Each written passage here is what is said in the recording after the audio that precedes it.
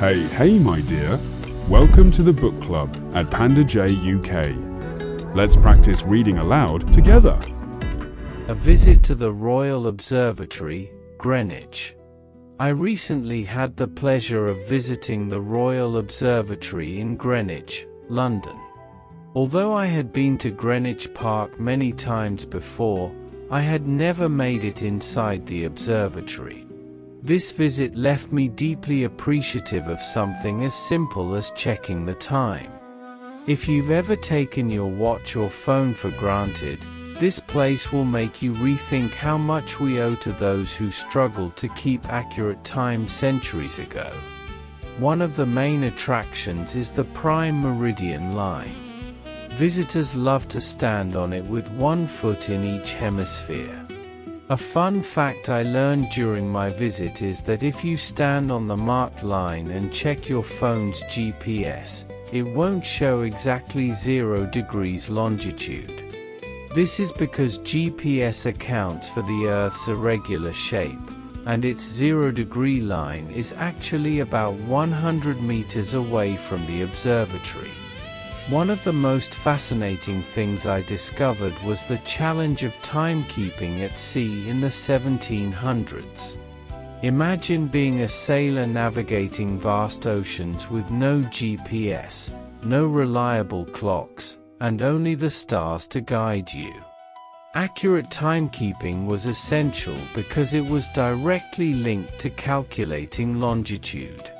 Even a small error could mean missing your destination entirely. The problem was that clocks of the time couldn't maintain accuracy on a moving ship. The constant motion, along with changes in temperature and humidity, disrupted their delicate mechanisms. This problem was finally solved by John Harrison, a self-taught clockmaker who invented the marine chronometer. His work revolutionized navigation and made long-distance sea travel much safer.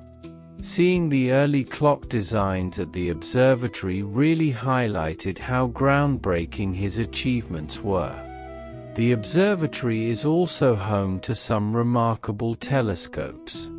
Founded in 1675, it has long been at the center of British astronomy. One highlight is the Great Equatorial Telescope, housed in its distinctive dome. With its bright red tube, it was once the largest telescope of its kind in the world. It's still used today for public viewing sessions, which is impressive considering how much history it has witnessed. Seeing these early instruments is a powerful reminder of how far we've come in understanding the universe.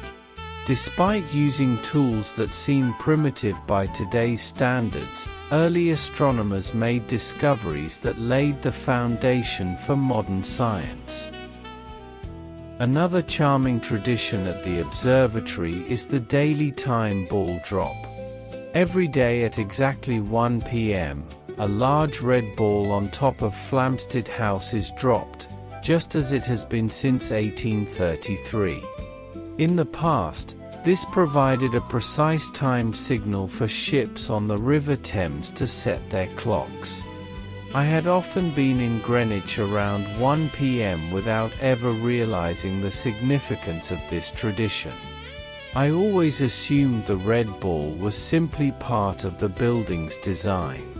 Since I visited in the evening, I didn't get to see it in action, but it's something I'll definitely make time for on a future visit. Even though it's no longer needed for navigation, the time ball continues to operate, connecting us to a rich maritime past. It's a simple yet powerful reminder of the observatory's role in the history of timekeeping.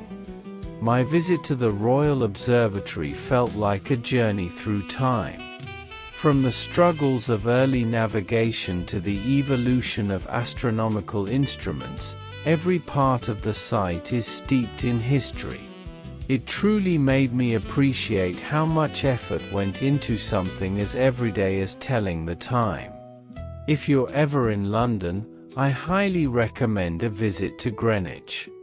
Whether you're interested in history, astronomy, or simply enjoy a good story, the Royal Observatory has something for everyone.